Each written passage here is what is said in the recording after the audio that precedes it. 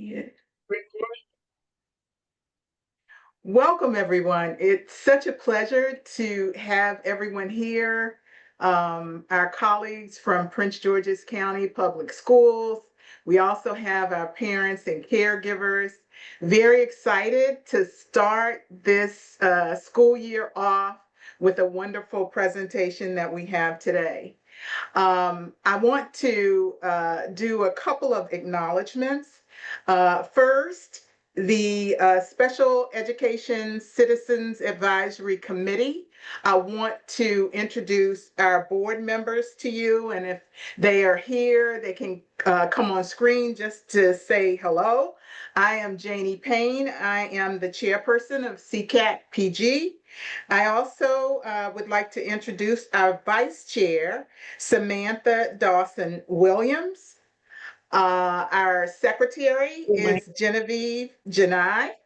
Our treasurer, Alicia Baines.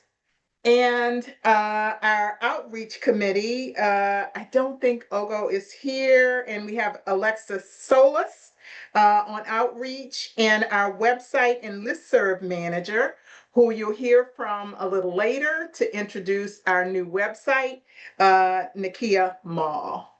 I want to acknowledge, do we have any board members who are present? Let's see. Present. Yes. Any Prince George's County School Board members? Just wanna, anybody see any? If I'm missing any, please let me know. All righty. Okay, so we want to move right into our agenda. And first, I'd like to turn it over to Beth Hare from the Family Support Center. Hello, good evening, everyone. My name is Beth, and as Janie said, I'm with the Family Support Center. And I just wanted to let you know that we are here to answer any questions that you may have. And one way that we are available to do that is we will be dropping a link in chat. And if you have any specific concerns that are related to your student and you would like to discuss them further with us, if you complete that form, someone from our office will get back to you. Thank you. Thank you, Beth. I'd like to acknowledge board member Pamela Boozer Struthers is here with us this evening. Thank you, board member Struthers.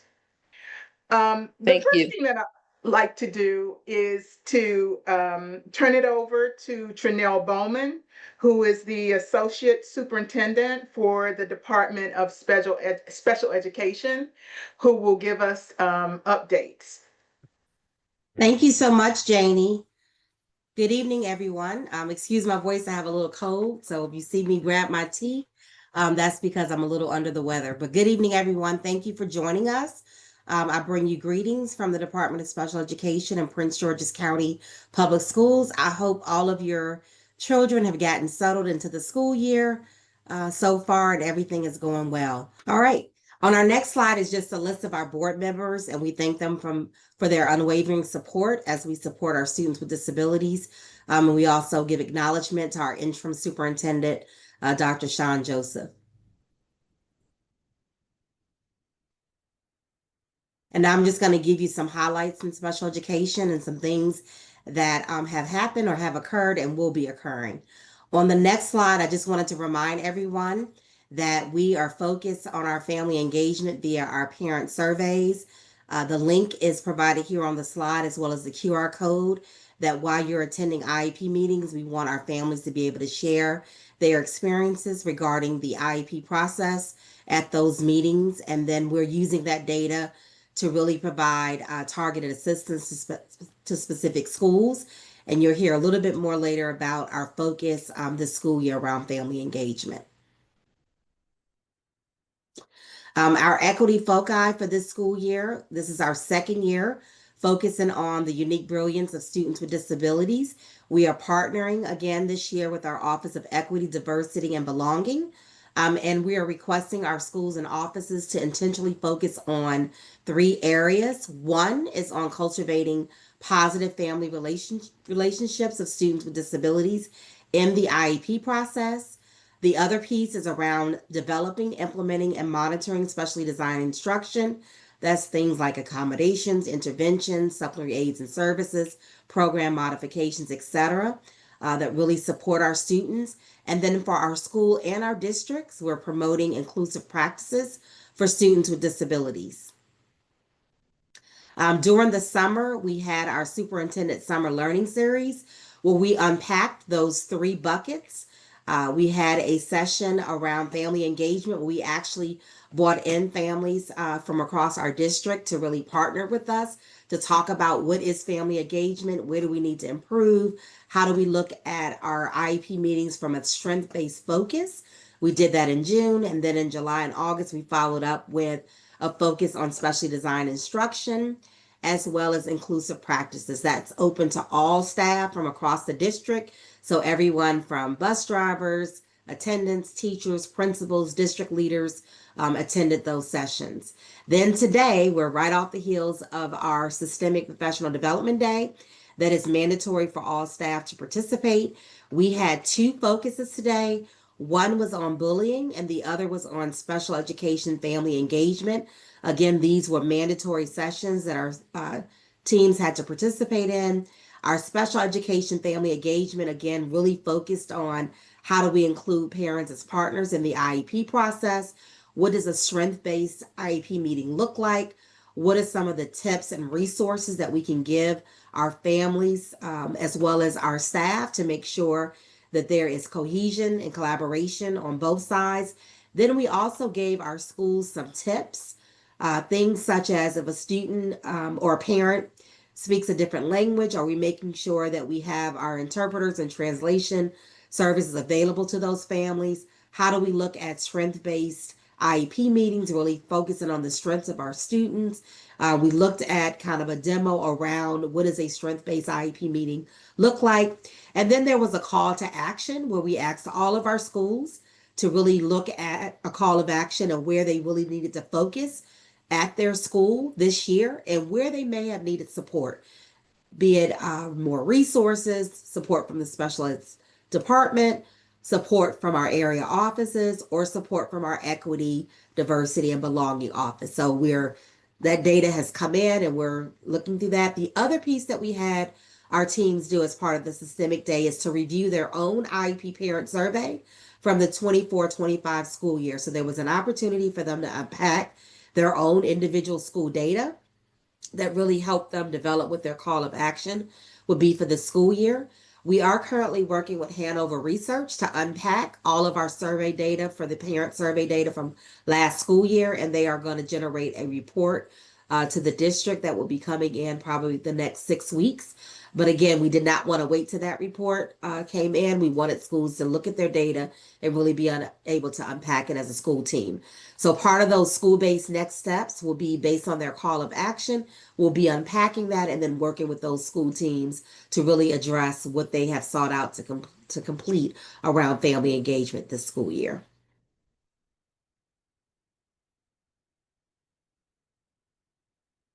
The other thing we wanted to share with you are the recommendations that came from the SECAC report in June of 2025. There was a report that came into our district to our superintendent as well as the Board of Education and district leadership. And so we wanted to give you a response in terms of where we are. So the first recommendation really was to look at developing and implementing a system to identify schools who are performing lower than expected in terms of special education. So utilizing various data metrics. And so this had been in play for us for the last 2.5 years, really 3 years through our first strategic plan, where we actually developed a tiered systems of support framework model. We actually did a pilot about 2 years ago with selected elementary, middle, and high schools. And now this year, we're in full implementation of that tiered system of support model. We looked at various data metrics and issued a report card. The 4 categories that we looked at is academic performance on state assessments and benchmark assessments and graduation rates for high school. We also looked at the IEP process. We also looked at other indicator data, such as how long it's taking school teams, are they following the timeline to get students tested? We looked at state complaints, due process data.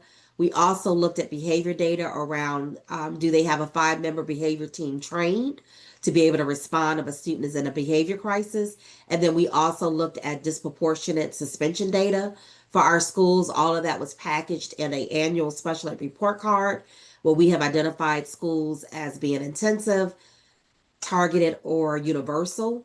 Based on the tier that schools fall into, will then give them that support from special education, as well as intervention from our area office with partnering with them for our intensive schools.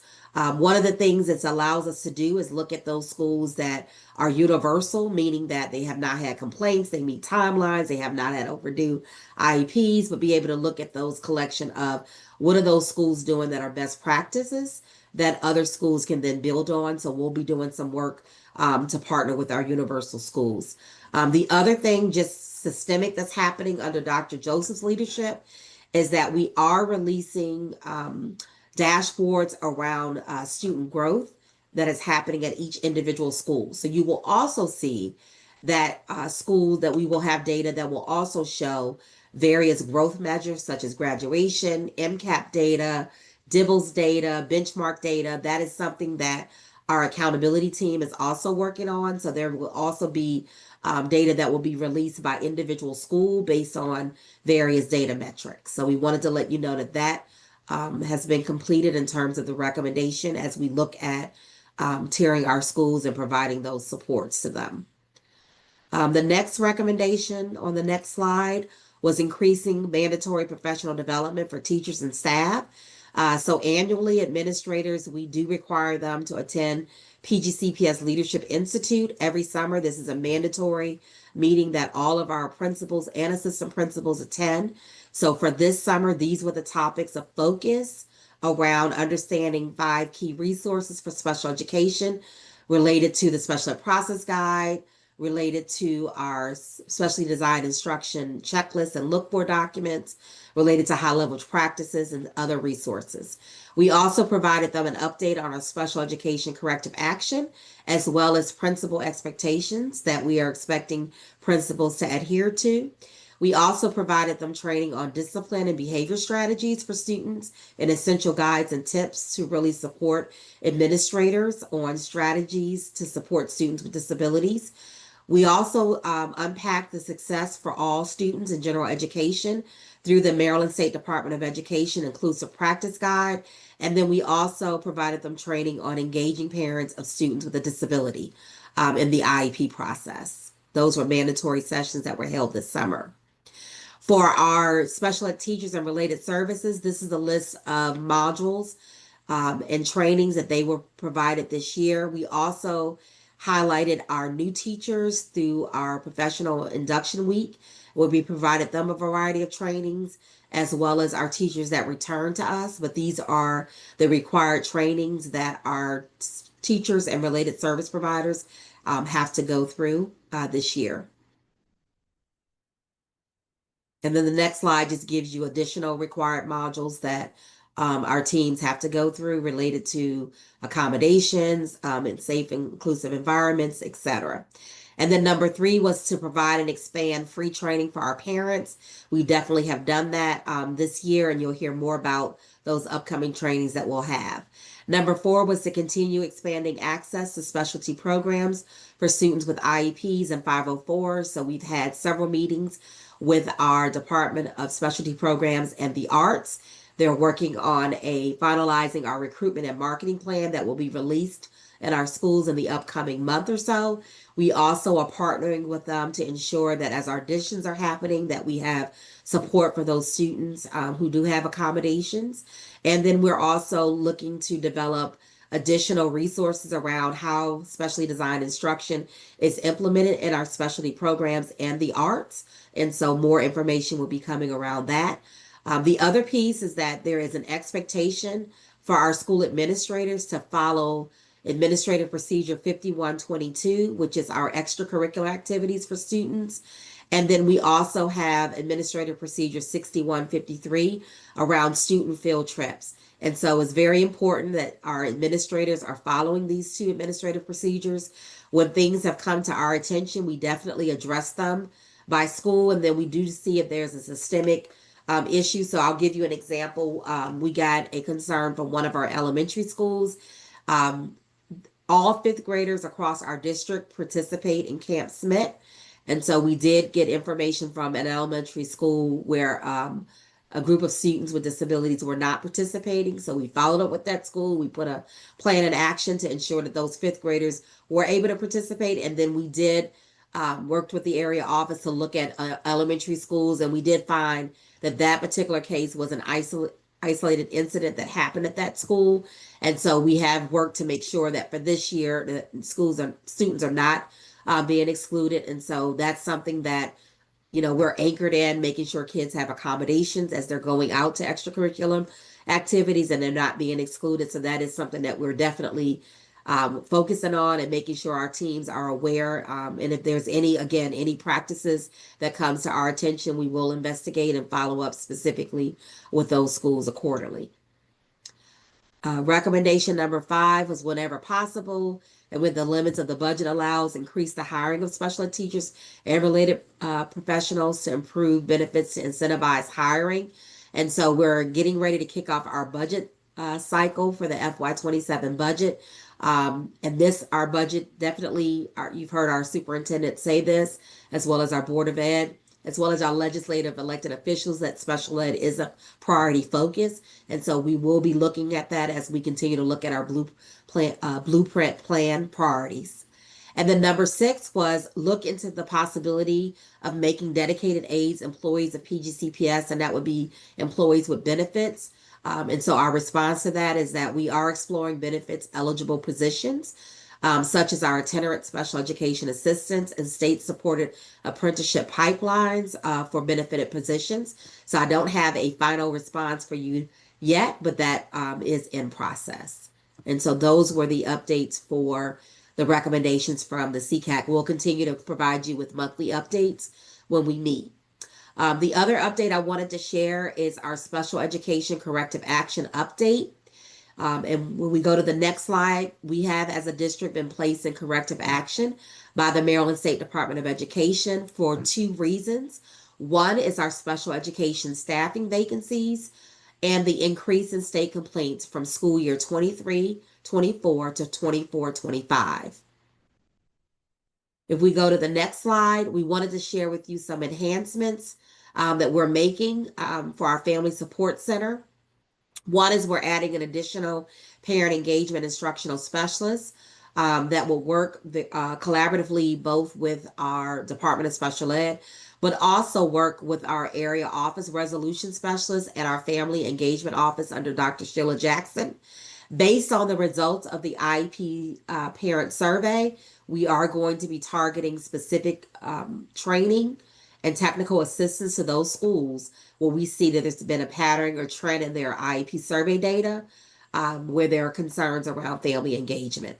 Also, each area office has a resolution specialist. They also have tracked data around parent engagement, particularly as it relates to students with IEPs. And so they also have a database where they have tracked any calls or issues that came into their office last school year. So we're going to triangulate that data and then be able to provide that target assistance in training and follow-up and coaching to those specific schools. They will also, this position will also meet with our Board of Education staff to provide resources and make sure they understand how to support students or parents with disabilities who may call in to their office. We're also going to develop video vignettes for families for PD to target support, particularly for those schools that really had low satisfaction survey results. And then we're also going to continue as we always have, to offer our weekly office hours to support schools who may have challenging family situations that they're navigating.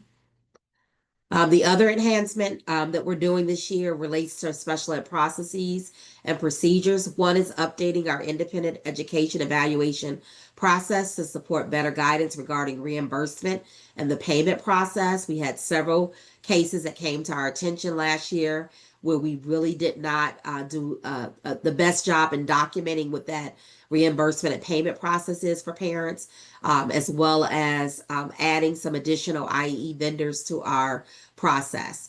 There were also questions raised around virtual speech providers. And so we're going to release a parent brochure. It's going through the final review now so that parents understand what does it mean if my child is provided with a virtual speech provider.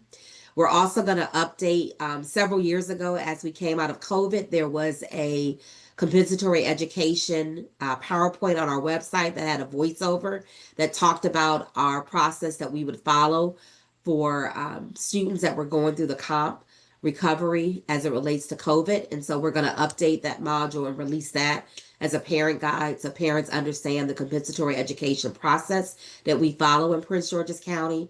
And then as part of our strategic plan, we're working with our area office to develop an escalation process, particularly when we see a pattern of noncompliance cases coming out of schools and what that would look like with the engagement of our area office. I did not go through the full special education corrective action just because of timing, but I have linked here for your a QR code, as well as the link when you get the PowerPoint to the full Board of Education special education corrective action update that was provided on August 21st to our Board of Education board members. So I encourage you to take a look at that. And if you have any questions, we can follow up accordingly to address those. And now I'm going to pass it over to Yvette to talk about our Family Support Center upcoming events. Thank you so much, Ms. Trinnell. We appreciate all that you shared. I'm going to be brief and run through the Special Education Family Support Center upcoming events.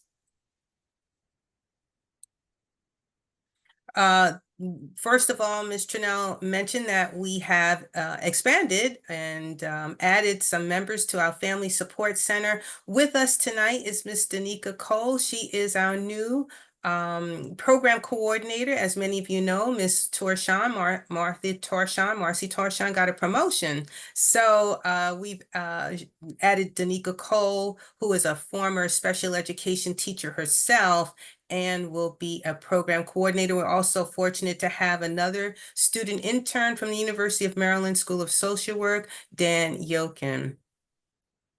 And what we do at the Family Support Center, our work is dedicated to empowering families of students with disabilities. You see, our mission here is to provide clear and accessible information about disabilities and related services, to assist families with educational concerns. And we really take our pride in our ability to take time and assist families, whether it be offline phone calls, meetings, personal consultations individually, or collaborating with them, partnering with them at a meeting to strengthen their collaborations with schools and also strengthen collaborations with community partners and schools.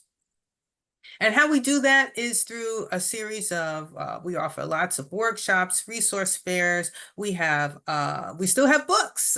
We still have a lending library. If anyone would like to come and avail themselves of borrow some of our materials about a wide range of disabilities related topics. We are facilitating ongoing twice a month a workshop on understanding the IEP process. We also share information with families to understand their rights through their procedural safeguards documents. We make referrals for community resources and, like I said, individual IEP consultations. We want you to stay connected. We have a social media presence. We have a YouTube page which hosts many of our prior presentations on disabilities-related topics. We have an X page, and we have the listserv. All of our QR codes are there and links so that you can stay connected with us. Upcoming, we have our fall virtual conference series that is starting October 20th, a very important topic that many families are interested in, which is the toileting process, how to assist in students with disabilities in gaining greater independence in their bathroom routines. We also, on the 21st, a speaker, Mr. Heller, is coming to talk to us about executive functioning. And then we're on November 5th going to be hosting a speaker on feeding concerns. I mentioned that we have Understanding Special Education. Please avail yourself of any of our dates. We have evening times and day times. If you would just like to run through with us an overview of understanding the IEP process. We are also, again, offering our behavior changes support group for parents of children with challenging behaviors. We're facilitating that workshop series with using ABA principles to help families help their students at home and collaborate with staff at school. And then we are taking great pride in facilitating a Spanish speaking session. As you might remember, last year we offered a session with the psychologist, Dr. Reyes. He will be offering another session this year on learning together, and that's going to be exciting in November. We also will offer English interpretations for that session. If you would like to join our listserv, here's the QR code and the link so you can stay in the know. We share information a couple times a month on what's going on within PGCPS as well as in the community. And this is our information on how you can contact us at the Family Support Center. Here is the list of SECAC dates, and I'm going to turn this over to Miss Janie Payne. Yes, thank you so much. Yes, here are the various meeting dates and areas of focus for SECAC meetings, which will be posted on our website. I want to shift us over. One of the things that we heard during our town hall meetings, loud and clear, is that parents wanted more information about the IEP process. And so I'm very pleased to have our guest speaker, who is here from Parents Place of Maryland. We have Marlo Lemon, who is the Co-Deputy Director of Training and Strategic Partnerships at the Parents Place of Maryland. Marlo, let me turn it over to you. I will not be before you long because what we are excited about is in November, I think we have a November and December date. Two of my colleagues will come back, not to SECAC, but you should see some flyers, and they're going to do IEP clinic. This is the basics. But within the IEP clinic, they're going to actually, the first session, they're going to go through the document with any parents and families that are willing. They're going to go page by page. And then the second session, you can bring your child or your young person's IEP, and it will be a question and answer. So look for that information as well. Again, I'm Marlo Lemon. Thank you for the invitation. I'm Co-Deputy Director of Training and Strategic Partnerships. I won't be before you long. I'm going to start with a little information about the Parents Place of Maryland and move into before, during, and after meeting strategies and good things that as we start the beginning of the year, we're gearing up for a wonderful, successful school year for all of our children. That's definitely strength-based. So sharing information, review IEP basics, and discuss what our role, parent roles in the meeting process. So a little bit about us, as in the Family Support Center. We are not advocates. Our mission is to empower parents and families. Parents and families are the longest standing members of the IEP team. And we, no matter what school the young person goes to, we are always at the table. So our job is to empower parents and families to be advocates themselves and improve the educational and health outcomes for all children with disabilities, special health care needs. And I'll share a little bit about a new initiative that we have. We've been around for over 35 years. For 35 years this year.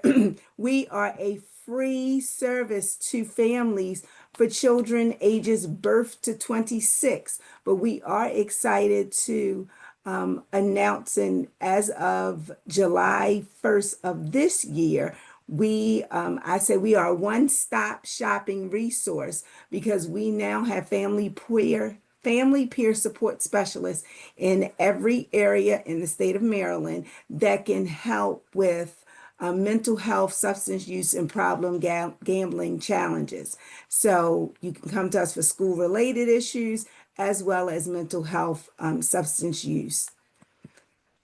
We've been around again for over 35 years. We are Maryland's Parent Training and Health Information Center. We are governed by the board, and what makes us unique is the fact that we have all staff and our board have lived experience. When you call, when you email, when you call, email, or use our contact us form, you could be at a fair and do the QR code. When you reach out, you will be speaking to someone who has a child with a disability or special health care need. We provide one-on-one assistance, family peer support, resource sharing, different topics, leadership trainings. We have extensive leadership classes for parents, children ages birth to 5, which we call baby leaders, and then guiding the journey for children and young people that are ages 14 to 21. Both of them are leadership trainings because it teaches us as parents how to empower, how to serve on these groups, how to come to SECAC and local LICCs to be able to advocate for our children and young people. We have a staff member who specializes in military training. Maryland is a compassion care state, but we're also one of the 12th largest for military. So you have families that are coming in and out, but a key to that is both parents might be deployed, or one parent is deployed and they have a child with a disability or special health care needs. So we really try to wrap around our services. We help families understand disabilities, communicate effectively. We work in all 24 school systems. We have a couple of staff members that's in Prince George's County.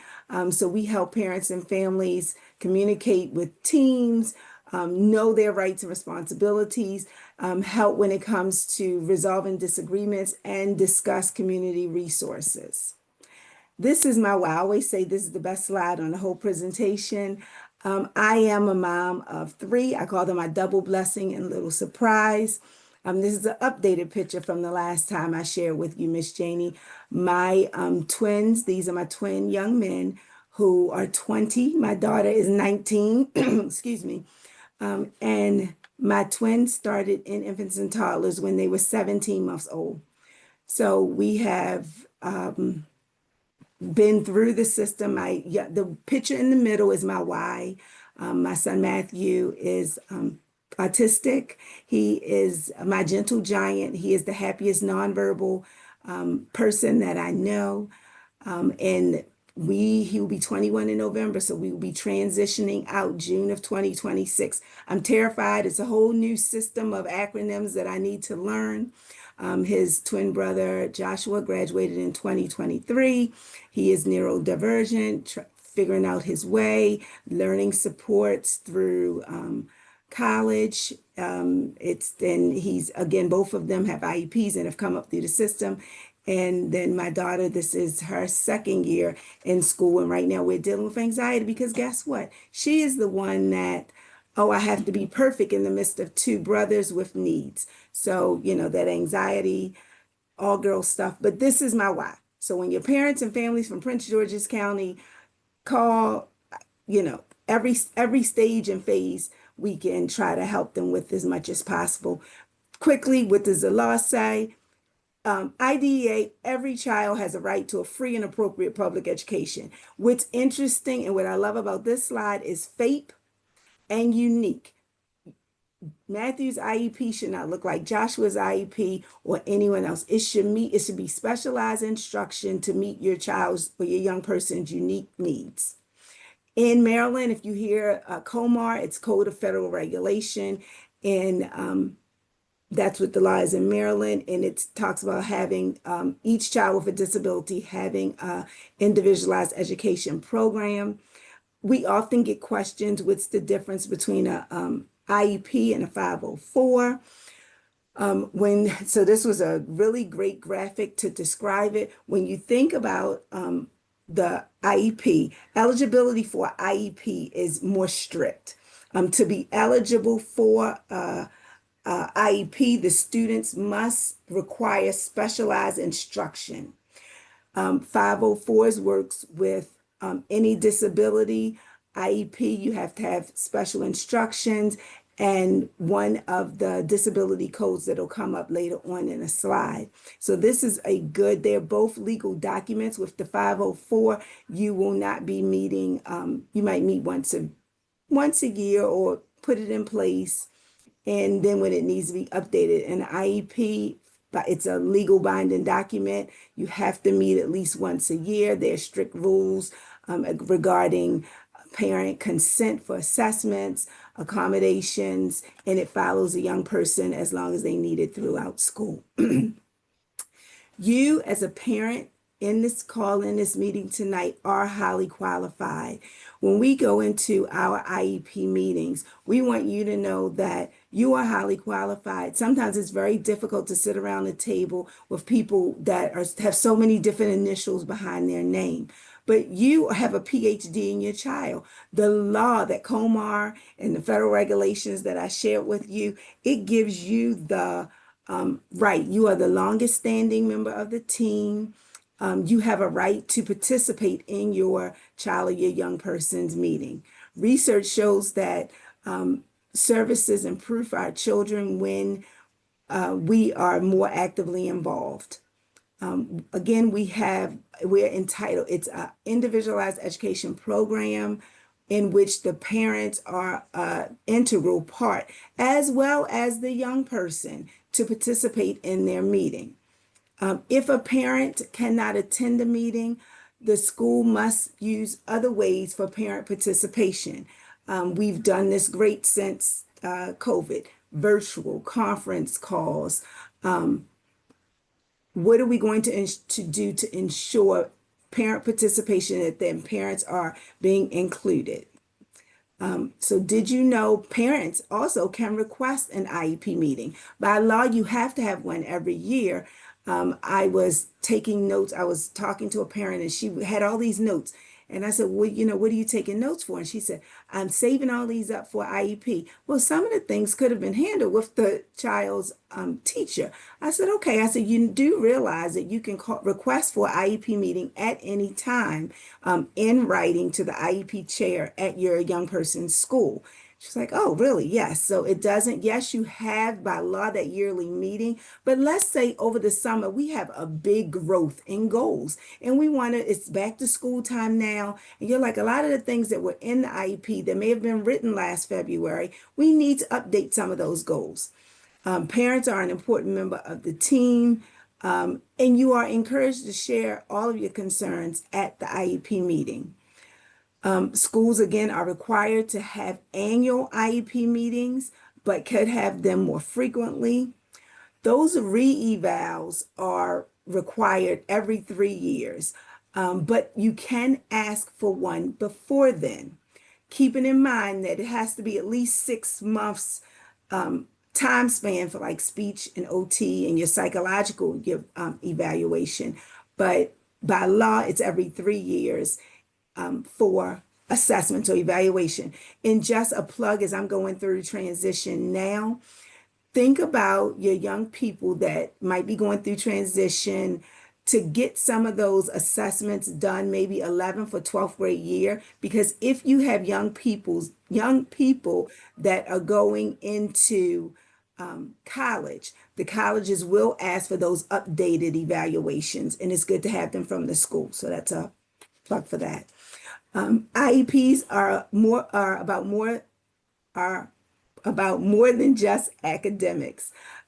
We can look at the social skills, behaviors. So just keep those in mind as we are requesting IEPs. As parents, Prince George's County has a commitment that there's going to have strength-based IEPs. So we need to plan as we are working toward going into an IEP meeting with our children always at the center, with our children and young people always at the center. IEP stands for Individualized Education Program. These are all the required components of the IEP. So when Missy and Kim does the detailed IEP clinic, they will go through every section. But these are the sections of that IEP document. PLAF was the first thing that you saw, or you might hear it called the PLAF, but it's present levels of academic and functional performance. You cannot have an IEP without baseline data. What is it that your child or your young person needs? Where are they starting? And how do we know they're going to get there? Where's the data? It really is strengths-based.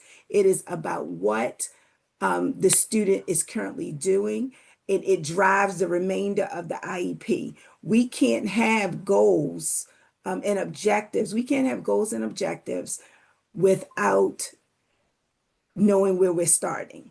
So the PLAF, you might hear an acronym of the PLAF, but it's present levels of academic and functional performance, and that's the beginning. This is how you'll get a notice to attend a meeting. Sometimes they come electronically, but notice it's the purpose of the meeting is there.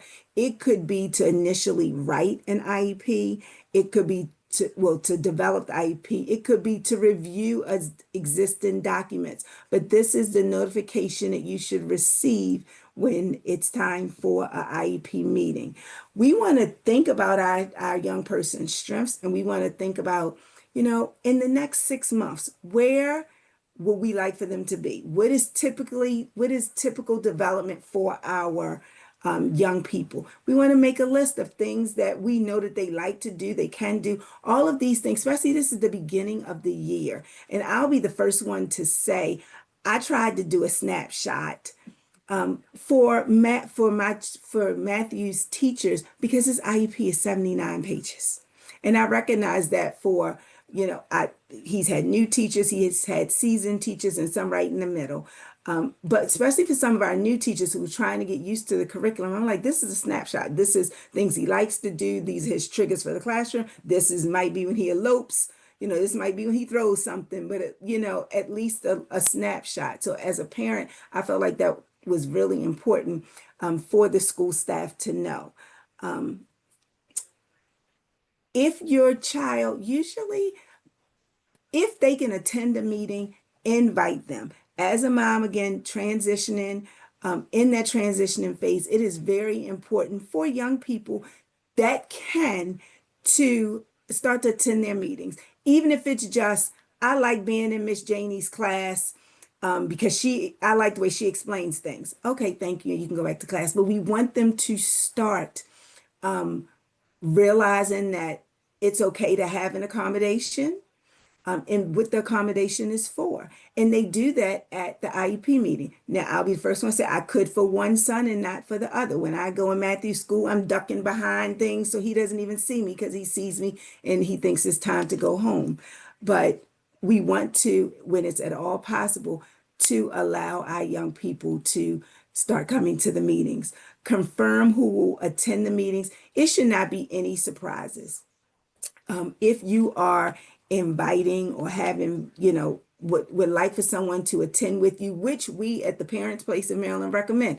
Like, don't go to a meeting by yourself. No matter how much I think I know, especially in this transitioning world, I don't. And I'm going to that meeting and I am Matthew and Joshua's mother, and I'm not Marlo that might know information about the IEP. So we encourage parents and family, bring someone with you if it's at all possible.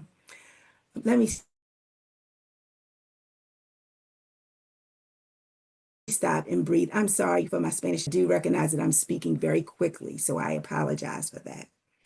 Before the meeting, you want to make notes of what you would like to discuss, prioritize, and sometimes it's good not to come with the solution. It's good. These are my concerns. How can we work together to address these concerns?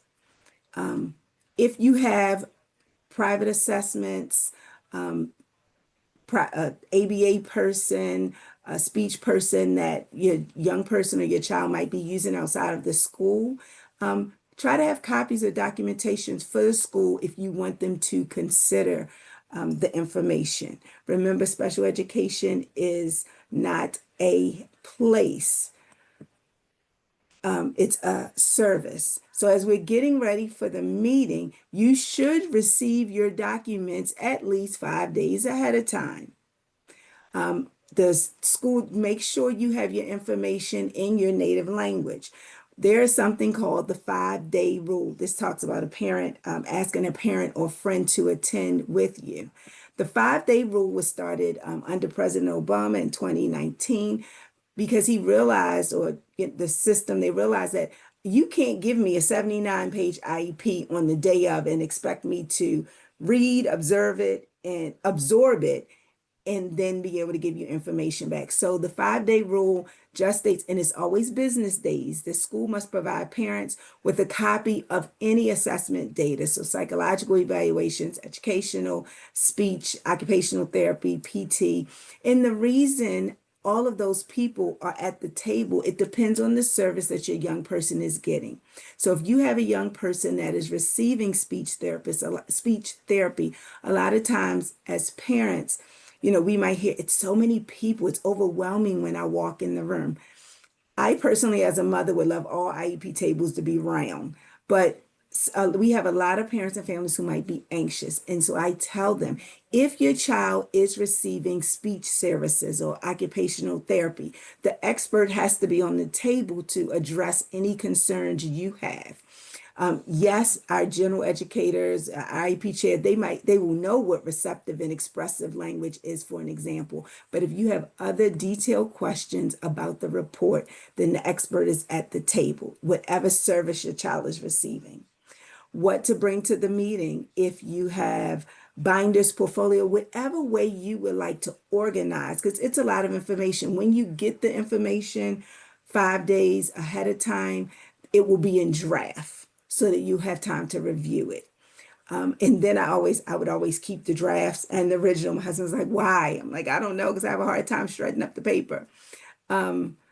So any writing samples that, if work from that might come home from the classroom, when we go and look in our older students' lockers, and papers might be in the bottom. So any writing samples that you might want to discuss, how data is being collected, questions you might have, and prepare your parental input. This is really important. It's about page 6 to 8 on the IEP document. And the question is, what is the parental input regarding your student's educational program? This is when you can share any and everything. So it's good to prepare your statement. I noticed that Johnny does really regresses in skills once it's a long break. That's data. This program, when he's around his typical peers in the classroom, I noticed these things work really well. Whatever you want to say about the educational program, your child's strengths, this page, this is where your input is needed. So think about it. During the meeting, you want to find out, how is your child or your young person participating with themselves? What does their specialized instruction look like? Clarify any test results, terms that you don't understand. It is okay to stop. Say, you know what, explain that to me, because I'm pretty sure in the workshops that the teachers had this summer, it was, if we're talking about family engagement, a lot of it is not speaking and talking in acronyms.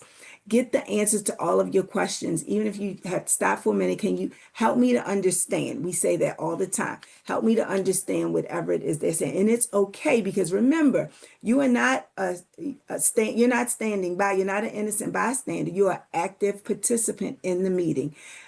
You can take notes, consider recording the meeting. However, you need permission, and the school will ask to record themselves. So they would have their copy. You would have your copy. During the IEP meeting, know that you are a part of the team. know that you are, again, you are your child, a PhD in your child, a young person. Refer to notes. You can put notes on your phone, concerns that you would like to be addressed, and watch your emotions. If you have to take a break, and the reason we say watch your emotions, and I'm always saying try to take someone with you, is because we do get emotional because they're at home. You're like, oh, they have some of these concepts. I see it. And then the data doesn't show. And it's sometimes sitting in that meeting, it could be a blow. Like, I really thought they were doing better, or the school says, I don't see this at home when I get this work. So it can be emotional. So you can ask for a break if needed. After the meeting, you want to thank the team. You also want to summarize. At PPMD, we always say, if it's not in writing, it didn't happen. Document, document, document everything. Stay in contact with the teachers. It's okay to say, so these are the things that, we've agreed to. This is how I understand it. You want to check for understanding, monitor your child's progress, and ask teachers, what can you do at home? How can we improve the level of communication? Fill out the survey at the end of the IEP meeting so the school can get notice. This always, prior written notice.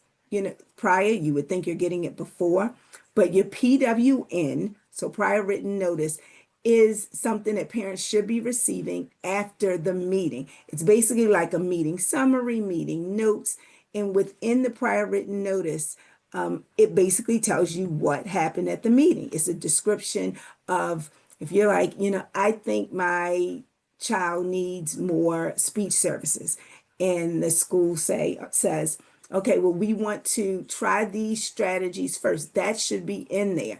We're going to revisit this in 45 days, but you should be receiving a prior written notice after the meeting, a description of agreements that are made, a description of each evaluation procedure, what's going to happen next, and when do I have to sign for these evaluations and things like that. So you should be getting a written summary after the meeting. That is why someone in the meeting is usually always typing on their computer to capture the things that are happening in the meeting.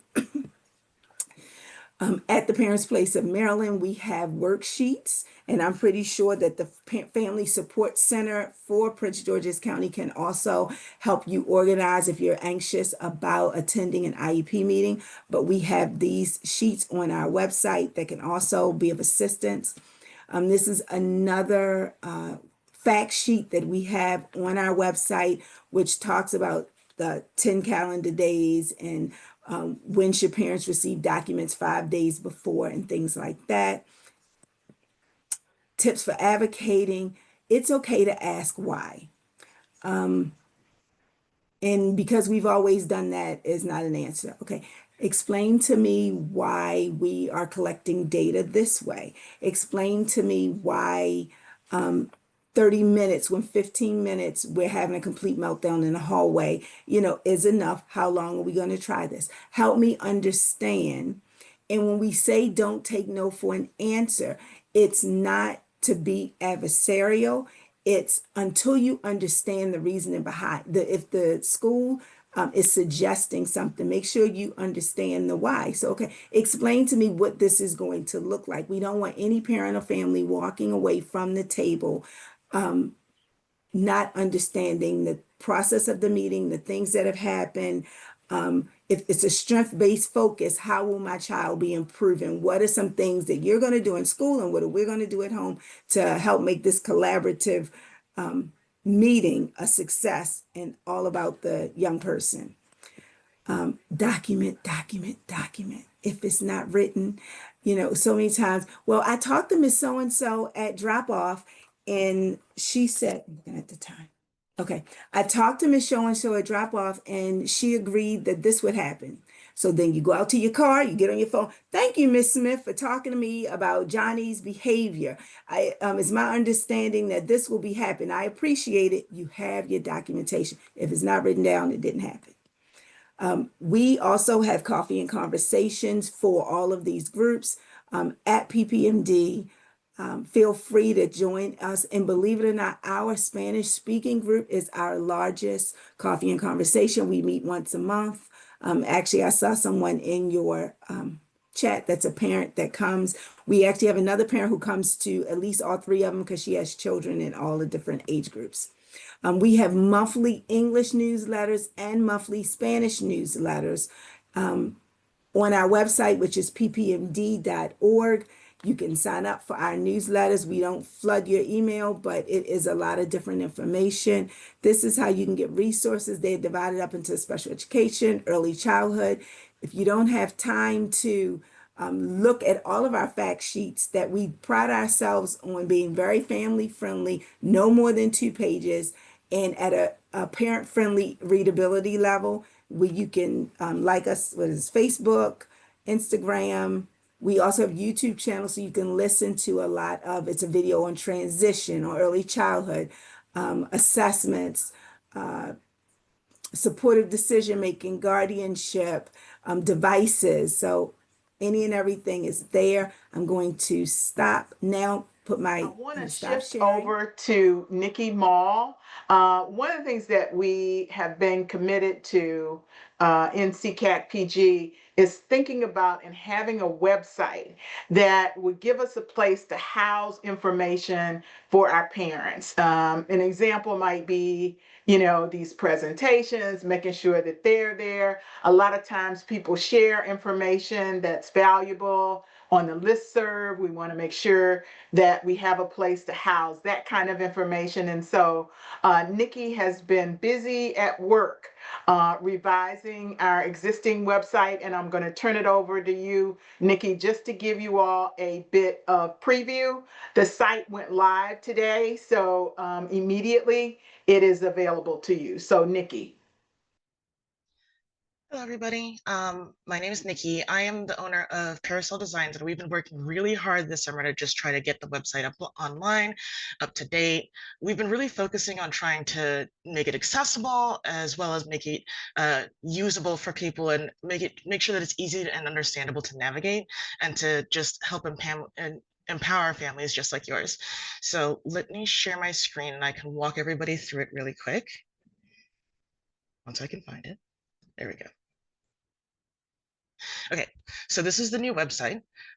It is very different from the previous one. So I do want to run over just some key changes so everybody can follow along and be able to use the website as we're moving forward. First, I do want to point out we have an accessibility widget now. This allows us to make different changes to the website. You can change the text size if you have trouble reading small font, or you can pause animations, or if you have dyslexia, you can change to dyslexia friendly font so that everybody has more access to the information that's available. So I just wanted to point that out, that that's always up in the upper right if anybody needs that, including on mobile. On this homepage, you can probably see right now we have the latest meeting up. Once we get the information for today's meeting, that will go up here as well, and so this will be updated.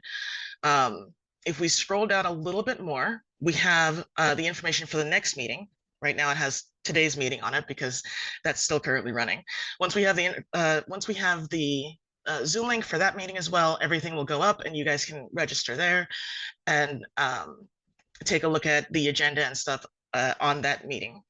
As we go down, we have the information about inclement weather, what we stand for, and if anybody needs to get in touch with us, we have both our new email at secacpgc@gmail.com, as well as the address for the Family Support Center, because we do a lot of work in and through and with them. So that is all available on the very homepage of the website. I do want to move quickly through this just because I know we're already short on time. So under the resources page, if I go over here, we have our resources that Janie was talking about.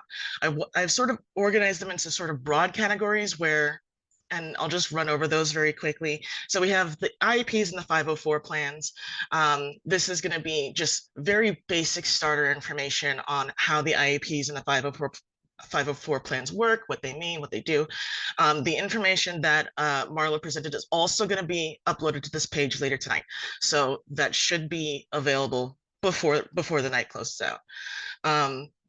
After that, we do have federal, state, and county resources are all on the website. This is stuff that's official from the government. This is information like laws and even presentations and stuff that has been given by the county or the state to help support families like ours. After that, we have frequently requested documents. This is things that we get a lot of questions about. This is really just really useful information to have, including just updates as well as like information about parent advocacy. And I believe I remember Marlo mentioning something about the Get to Know My Child toolkit that is also available on this page. So if anybody wanted to download that and fill it out and give it to their teachers or their the other people that they are working with, you do have that available on the website. Moving forward, we have the family support section, which is sort of local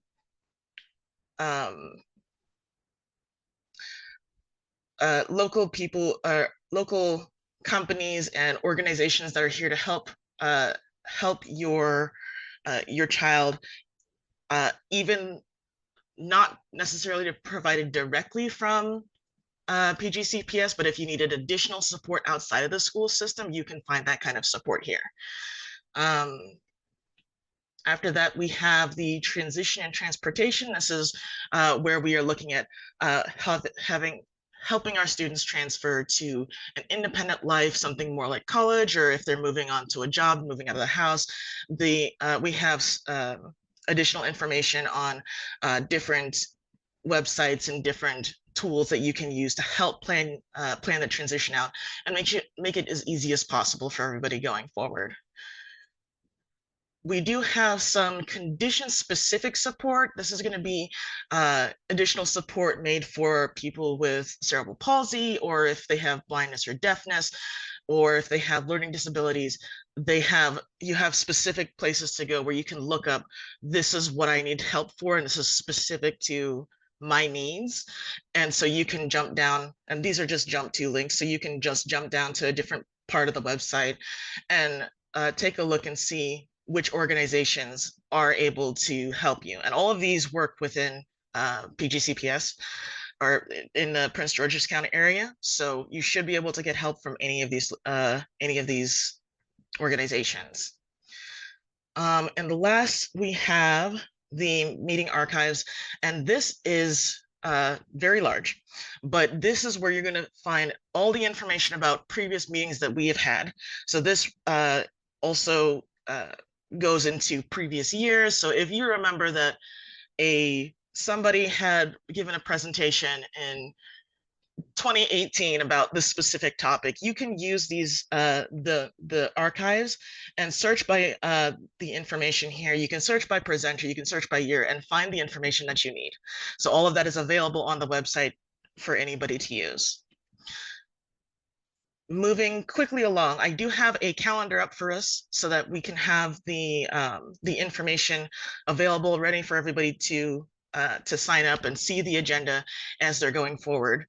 As we get more information and more and the links put in, all of this will show up as links on this webpage. So you'll see this fill out more as we get more information.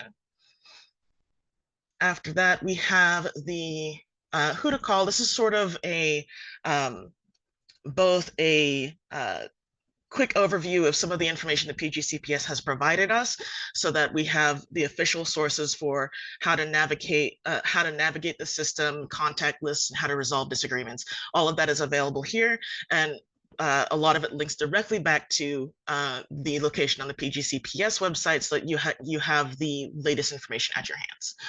I do have also a box here just for in case somebody is looking for help and they don't know who to call. They have somebody in crisis. There is a page for hotlines and crisis support. So we do have all of that available on our website. If you don't know what to do or you don't know what to go, of course, if there's any immediate danger, call 911. If you're having emotional distress, then you can call, or you can call or dial or call or text 988, and those people are available to help you. If it's something slightly less critical, we do have additional information here that you guys can tap into and have at your fingertips in case you need to access that. So that is also on the website. The About page is really just more about SEC ACPG and what we do in the county, and we also have the information about the board members. There is a form here if you wanted to contact one of the board members. You can choose to contact, say, the chair, Janie, or the vice chair, Samantha. You can put in your name, email, and your message, and then of course hit the capture box and then hit submit, and it will send an email to the selected board member, and they'll get that, and they'll be able to respond back to you when they're able. So you do have the ability to reach out to any one of us. And lastly, we have the Get Involved, and this is really more of a general landing page for trying to become more of an advocate for yourself and for your family. So civic advocacy is trying to get in touch with advocating for yourself with our elected officials, and talk about policies and that support inclusive education. We have the local support organizations. Now, these are specifically for advocacy organizations as opposed to the family support organizations. They are in different areas, but we do have a link back in case you need to bounce back and forth between the two. But all of this information is available on the website. The attend a public meeting, that's just to give you the latest information about the next meeting that's coming up. And also, I do want to point out that we also have our own groups.io listserv. We have that at the bottom of every page. We have the stay updated and join. When you join it, if anybody's unsure of what this is a moderated email-based community forum. So people can go and post by sending an email if they have anything to offer, if they have questions, if they just really want support. We do have a very large community there that is active and ready to help and support you. So that is pretty much the new website. And I just wanted to get all of that out there so that everybody has access to it and can take advantage of the information that we do have available.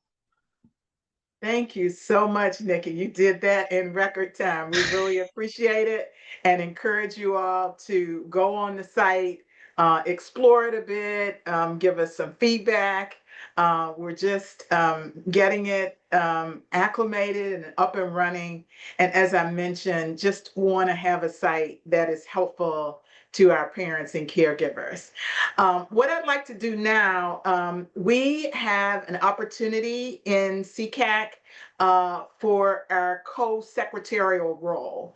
And I'd like to see if we have any parents or caregivers or who are interested in self-nominating for the co-secretarial role. And if you would put your hand up, say your name, I would greatly appreciate it. And I see one hand. Peggy, please move forward. Thank you very much. This has been a phenomenal meeting, and I want to thank all the people that have done the presentations. I'm very interested in becoming an active member of the SECAC and would like to put my name in as co-secretary. I don't know if this is the place where I talk about my background or anything, or just put the nomination in. Not yet. So we're Okay. just going to take nominations now, and more to follow on, how At a future our meeting? members will get information about you. Okay, Yes. thank you. I see another hand, Miss Wooten. Good evening, everyone.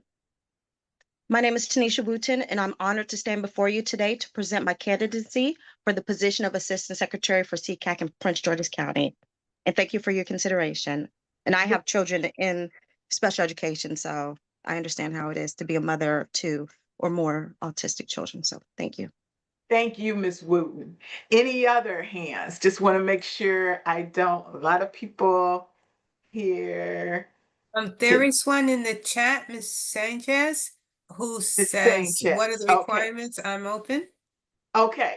All right, Ms. Sanchez. What I'm going to ask you all to do, we have 3 self-nominations. I have put my personal email in the chat. I'd like you all to just take that down and email me. And then what I'm going to do is reach out to each one of you, Samantha, the vice chair, and I. We will do that, get information about you so that we can send it out to all of our members, and then our members will vote and make the selection on who assumes that secretarial role. So if you all could just take that name, email down, and then email me, then we will take it from there.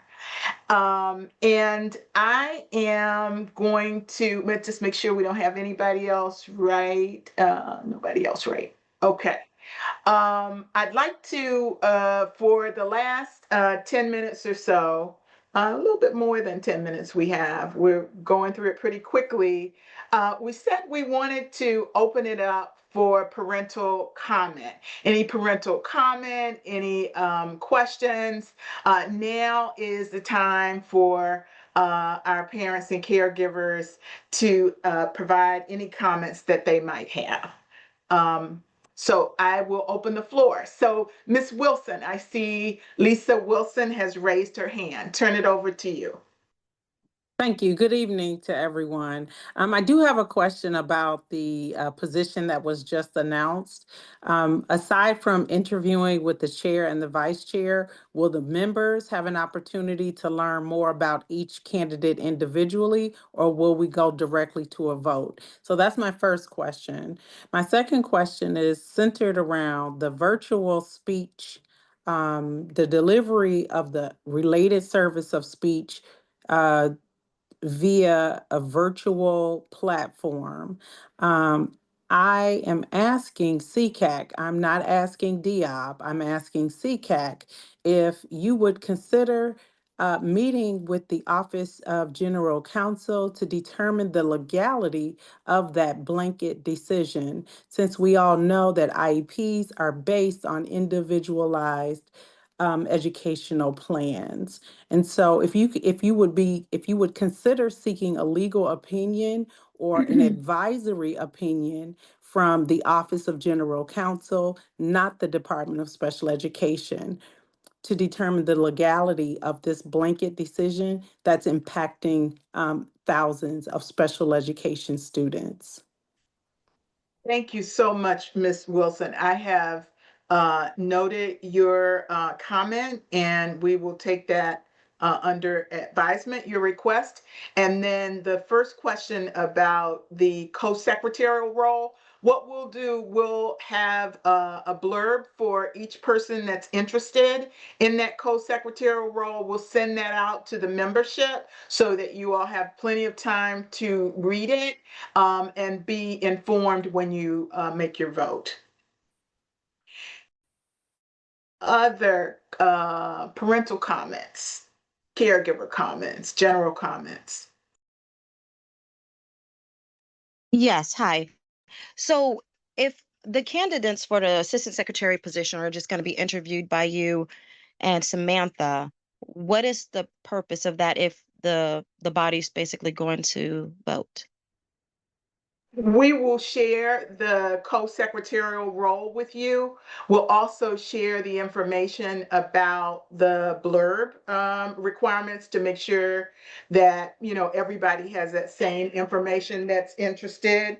And really the purpose is to make sure there's an understanding of the role and to make sure we have the information to share with the body. Okay. Is that really considered an interview then? No, I don't O- consider it an interview. I consider it more sharing information and sharing the requirements of the role as well as the requirements for the blurb that'll go out to everybody. So Okay. I don't know that if I described it as an interview, that was not my intent. Okay. Thank you so much. Very welcome. Any other comments?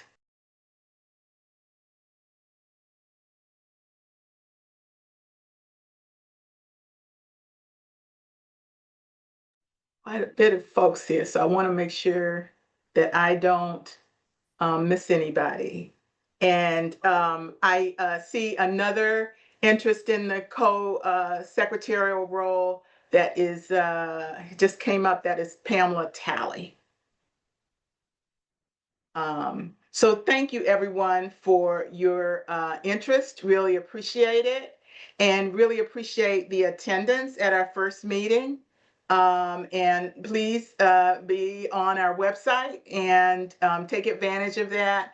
And we'll be sharing information about our next meeting through that site, as well as the information, the recording, and so forth from this meeting. I want to thank our guest, Ms. Bowman, for the report. Also, Marlo Lemon for an excellent presentation. Nikki Mall, who did an excellent presentation on the website, and certainly to all of you who shared a comment. So have a wonderful evening. I will give you about 10 minutes back, unless, okay, let me make sure, Miss Wooten, is your hand, oh, Yes, okay, oh, yes. okay. Sorry, I have one other question. So I read in the bylaws that the people who are supposed to, well, the board members, they have to have attended multiple meetings, I guess, in the past. Are you all taking attendance for that, like even from last year, of like the Yes. candidates for assistant Yes, secretary? we do have attendance, yes. And we Okay. do, we have documented attendance from everyone who attended the meeting, attendance from this meeting. So yes, we have that information. Okay. Thank you so much. Very welcome. Miss All Jenny, righty. someone's asking for the SECAC phone number. We don't really have a phone number. My suggestion would be to, contact us via the website if it's at all possible. If you prefer to talk by phone, I'm certainly willing to do that. I talk to parents all the time. And so if you reach out to me by email, I'd be more than happy to respond to you with a call if you'd like.